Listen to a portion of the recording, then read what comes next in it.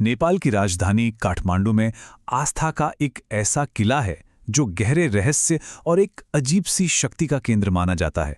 नाम है पशुपतिनाथ मंदिर। ये वो जगह है जिसने वक्त की सबसे बड़ी बड़ी आपदाओं को भी यूं ही झेल लिया है। तो सवाल यही उठता है ना, कि आखिर जब आसपास की पूरी दुनिया बिखर रही हो, तो एक पवित्र स्थान को क्या चीज है जो बचाए रखती है। आज हम इसी रहस्य की परतों को एक एक करके खोलेंगे और ये जानने की कोशिश करेंगे कि पशुपतिनाथ मंदिर की इस शक्ति का आखिर स्रोत क्या है। चलिए साल 2015 में चलते हैं। एक ऐसा साल जब एक भयानक भूकंप ने पूरे नेपाल को झकझोर कर रख दिया था। एक पल में, बस एक ही पल में हजारों इमारतें मलबे का ढेर बन गई और न जाने कितनी जानें चली गई। ये वाकई में एक बहुत बड़ी राष्ट्रीय त्रासदी थी। और इसी तबाही के बीच एक ऐसी तस्वीर सामने आई जो हैरान कर देने वाली थी। सोचिए, एक तरफ काठमांडू घाटी में चारों तरफ सिर्फ विनाश और मलबा, और दूसरी तरफ पशुपतिनाथ मंदिर का पूरा परिसर, उसका मुख्य मंदिर, उसका गर्भगृह, सब कुछ पूरी तरह से सुरक्षित खड़ा था। मतलब ये किसी चमत्कार से कम तो बिल्कुल नहीं था। और बस इसी चमत्कार ने एक बड़ा सवाल खड़ा कर दिया कि आखिर इस मंदिर की नींव में ऐसी कौन सी दिव्य शक्ति है जो इसे बचाए हुए हैं। इसका जवाब हमें मिलता है इसकी बहुत पुरानी प्राचीन कथाओं में। इसकी उत्पत्ति से जुड़ी दो खास कथाएं हैं। पहली कहानी के मुताबिक ये वो जगह है जहां भगवान शिव के बैल रूप के सींग गिरे थे और जिसे पांडवों ने ढूंढा था। और दूसरी कथा एक राजा की है जिसने भगवान शिव को एक सुनहरे हिरण के रूप में पहचान लिया था। कहते हैं कि राजा की भक्ति से शिव इतने प्रसन्न हुए कि वो हमेशा के लिए यहाँ एक शिवलिंग के रूप में बस गए। लेकिन देखिए, इस मंदिर की दिव्यता सिर्फ इन कहानियों तक ही सीमित नहीं है, बल्कि इसके ठीक केंद्र में जो अनोखी मूर्ति है ना, असली रहस्य तो उसमें छिपा है। यहाँ का शिवलिंग कोई आम शिवलिंग नहीं है। इसे कहते हैं मुखलिंग। और इसकी सबसे बड़ी खासियत, इसके 4 मुख हैं जो चारों अलग अलग दिशाओं में देखते हैं। लेकिन ये सिर्फ चेहरे नहीं है, ये तो जीवन जीने की एक पूरी गाइड बुक है। इसका हर एक मुख जीवन के एक पुरुषार्थ को दिखाता है।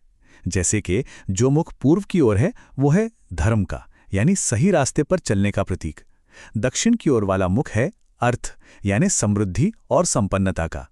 पश्चिम का मुख काम, यानी हमारी इच्छाओं की पूर्ति को दिखाता है। और जो उत्तर की ओर मुख है वो है मोक्ष, यानी जन्म और मृत्यु के इस चक्कर से आजादी का रास्ता। लेकिन कहानी यहीं खत्म नहीं होती। इन 4 लक्ष्यों से भी ऊपर कुछ है। माना यह जाता है कि एक 5वां अनदेखा अदृश्य मुख है जो ऊपर की तरफ देखता है।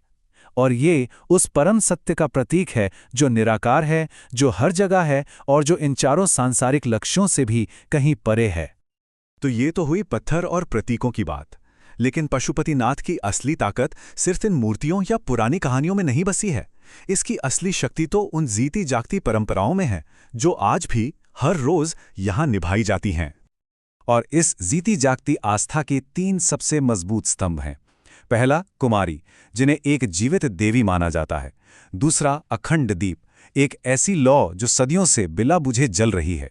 और तीसरा, पवित्र बागमती नदी के घाट, जहां आकर जीवन का चक्र पूरा होता है। इनमें से सबसे अनोखी परंपरा है कुमारी की। सोचिए, इसमें एक छोटी सी बच्ची को देवी का जीता जागता स्वरूप मानकर पूजा जाता है। वो दिव्य स्त्री शक्ति का प्रतीक मानी जाती हैं। लेकिन ठीक यहीं पर जिंदगी का एक बहुत गहरा विरोधाभास भी देखने को मिलता है।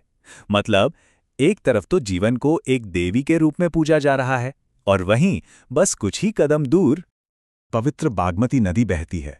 और यहाँ के घाटों पर परिवार अपने बिछड़े हुए प्रियजनों को आखिरी विदाई देते हैं। ये वो जगह है जहाँ जिंदगी और मौत का पहिया एक साथ घूमता हुआ दिखाई देता है। यहाँ के लिए एक बहुत गहरी मान्यता है। ऐसा माना जाता है कि इस पवित्र जगह पर जिसका अंतिम संस्कार होता है, उसकी आत्मा को सीधे मोक्ष मिल जाता है। वो जन्म और मृत्यु के इस बंधन से हमेशा के लिए आज़ाद हो जाती है। तो फिर पशुपतिनाथ की इस अटूट, इस अडिग शक्ति का राज आखिर है क्या? देखिए, ये किसी एक चीज में नहीं है। ये एक संगम है, एक शक्तिशाली संगम, जिसमें दिव्य कथाएं हैं, जीवन का रास्ता दिखाने वाले गहरे प्रतीक हैं, सदियों से चली आ रही जीती जागती परंपराएं हैं और जीवन मृत्यु के इस पवित्र चक्र में इसकी जो केंद्रीय भूमिका है वो है। और ये सब हमें एक आखिरी सवाल पर लाकर खड़ा कर देता है कि किसी भी पवित्र स्थान की असली ताकत क्या उसकी पत्थर की नींव में होती है या फिर उन करोड़ों लोगों की अटूट आस्था में जो उसे पीढ़ी दर पीढ़ी थामे रखती है।